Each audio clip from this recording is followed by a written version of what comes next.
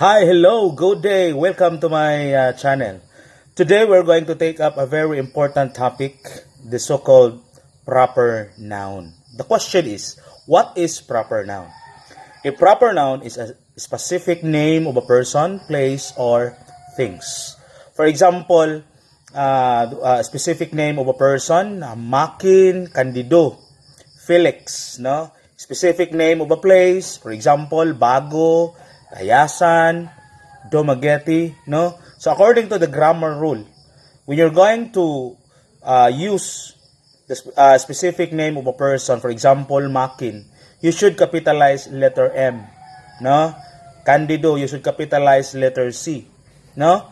Felix, you should capitalize letter F.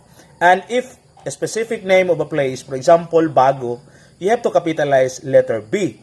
And Tayasan, capitalize letter T. Dumaguete, capitalize letter D. Why?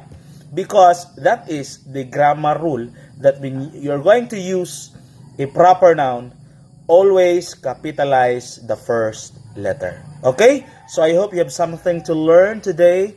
Once again, thank you so much.